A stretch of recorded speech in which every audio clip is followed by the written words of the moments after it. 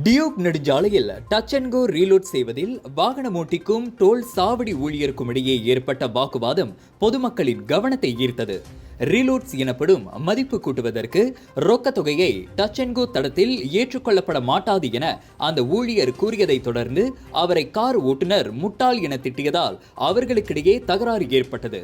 தமது touch and கோ கார்டில் toll கட்டணம் செலுத்துவதற்கான பணம் போதுமானதாக இல்லை என்பதை உணர்ந்தும் கிரெடிட் அல்லது டெபிட் கார்டு மூலம் கட்டணம் செலுத்தும் தடத்திற்கு செல்ல அந்த கார் ஓட்டுநர் மறுத்ததை தொடர்ந்து சம்பந்தப்பட்ட அந்த டோல் சாவடியின் ஊழியரை குடும்ப உறுப்பினர் அஸ்வா மிருல் அது தொடர்பான காணொலியை சமூக வலைதளத்தில் பதிவேற்றம் செய்துள்ளார். டெபிட் அல்லது கிரெடிட் கார்டு மூலமாக மட்டுமே டச் அண்ட் கோ கார்டில் ரீலோட் செய்ய முடியும் என்பது நிர்ணயிக்கப்பட்ட சீரான நடைமுறை என்பதை டோல் சாவடி ஊழியர் கூறியும் அந்த கார் ஓட்டுநர் தகராறில் ஈடுபட்டுள்ளார்.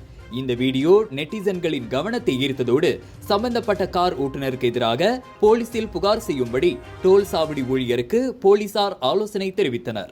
இந்த விவகாரம் குறித்து போலீசில் புகார் செய்துள்ளதாக அந்த ஊழியர் பதிவிட்டுள்ளார். இதனிடையே டோல் ஊழியரை அவமானப்படுத்திய கார் ஓட்டுநரின் செயலை நெட்டிசன்களும் சாடினர். அனைத்து தொழில்களிலும் பரஸ்பர மரியாதை வழங்கப்பட வேண்டும் என அவர்கள் வாதிட்டனர்.